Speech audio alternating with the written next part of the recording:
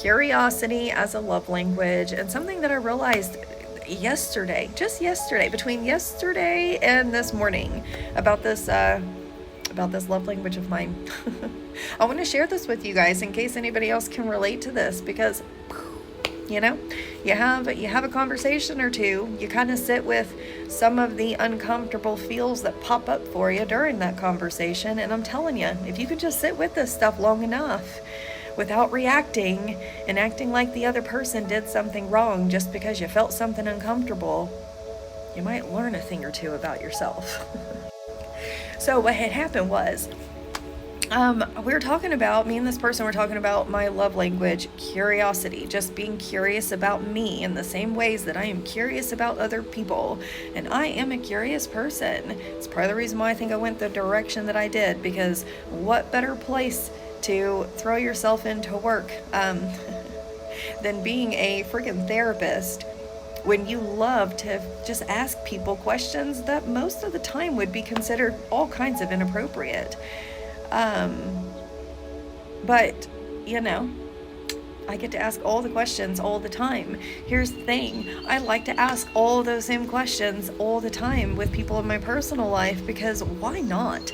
You know, why not? And I get it. Everybody's going to have their comfort level. So set your boundaries and I will respect them. I am just a very curious person. And so it shows up. It shows up. In every single area of my life.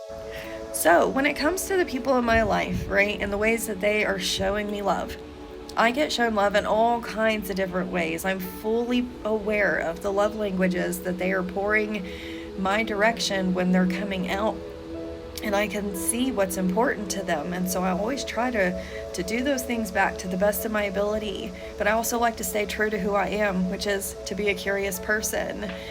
So what was said to me yesterday after I said this statement, which was, I just don't feel like people really ask me a whole lot of questions about myself.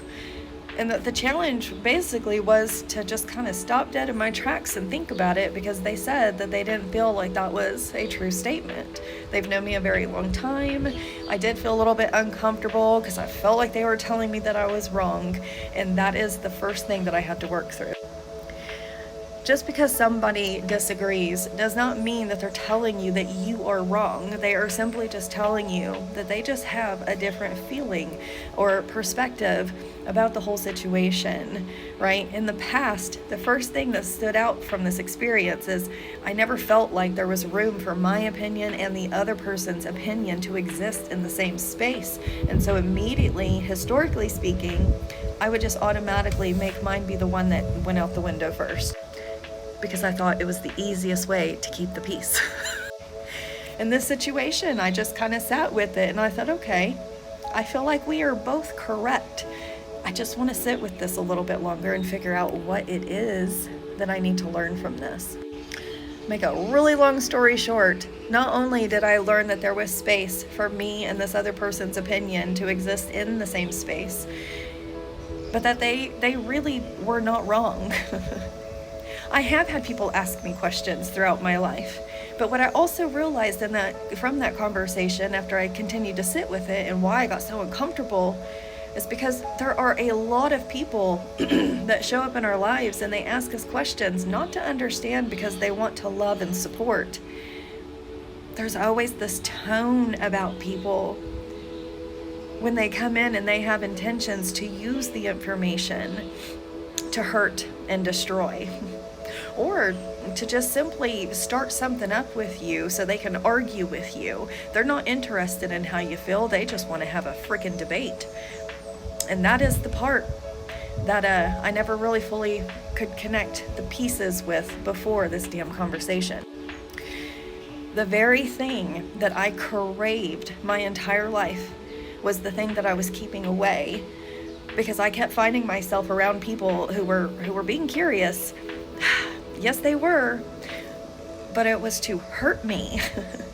And so it just got to the point where I'm like, I would rather not connect or try to connect or have you ask me a single damn question. I'm going to keep the focus on you because it's safer. It is so much safer because I know I'm not going to hurt you. I know I'm not going to hurt you with the information that you give me, because I am not that kind of person. And to go out into this world and sift through all the snakes and try to find the people who want to ask you questions because they're actually curious, because they want to love and support. It is not easy. It is not easy. Oh my God, but it is worth it if you can just keep going. So I'm going to continue to work on putting my walls down. Let people ask me more questions without coming out of like this, like ready to almost fight them because they asked me a question, which is exactly what I'm wanting them to do. I hope that all made sense.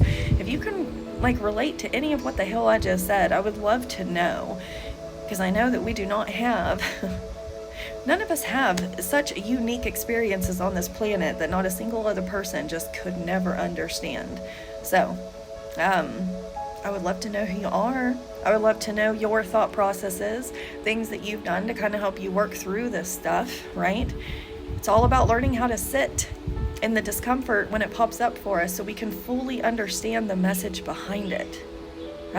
Anyway, I hope you guys have a good day. Happy Monday.